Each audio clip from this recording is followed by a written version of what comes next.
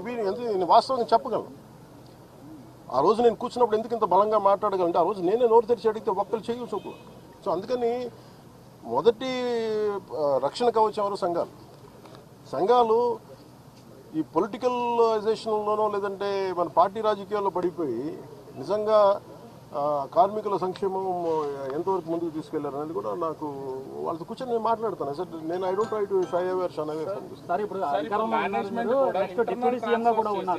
కనీసం sir management కూడా internal transfer చేస్తుంది. అసలు సంబంధం లేనటువంటి డిపార్ట్మెంట్ ని డిప్లాయ్ చేయడం వల్ల ఈ ప్రమాదం జరిగింది అనేది, చనిపోయినటువంటి వాళ్ళలో కూడా అట్లాంటి వ్యక్తి ఒకరు ఉన్నారనేది ఇప్పుడు కార్మికులు చెప్తున్నటువంటి మాట. అంటే ఇప్పుడు స్టీల్ ప్లాంట్ యాజమాన్యం కూడా ఈ ఎంప్లాయీస్ విషయంలో కొంత అలసత్వం వహిస్తుంది అనేది ప్రధానమైనటువంటి విమర్శ. దీని మీద అసలు ఏమన్నా మేనేజ్మెంట్ తో మాట్లాడడం కానీ అంటే ఇవన్నీ సార్ ఇవన్నీ కూర్చోబెట్టి మనం ఇలాంటి సంఘటన జరిగినప్పుడు మాట్లాడతాం సార్. సంఘటన జరిగినప్పుడు అన్నీ బయటకు. నేను అంటానంటే who is the first line of defence ఇక్కడ మీరు చెప్పండి.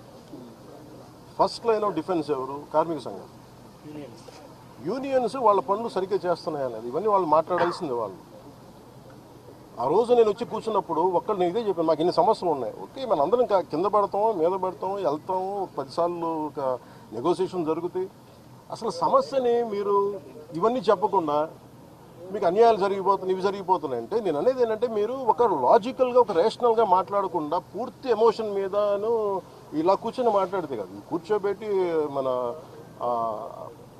లాగ్ బుక్స్ తీసుకోవాలి, ఏమేమి జరిగినాయి, నిజంగా మీరు చెప్పినట్టుగా అడ్మినిస్ట్రేటివ్ జాబ్ని పెంచి స్కిల్డ్ లేబర్ని మనం లేకుండా చేస్తారు. ఇవన్నీ ఏంటంటే మనం ఆఫ్ ద హ్యాండ్ ఇలాగ మనం కూర్చొని ఇది మీడియా ట్రయల్ కాదు, లేదంటే సోషల్ మీడియా ట్రయల్ కాదు. It should be a very deep investigative approach with committee of experts has to happen. దీనికి పొలిటికల్ విల్ ఉండాలి.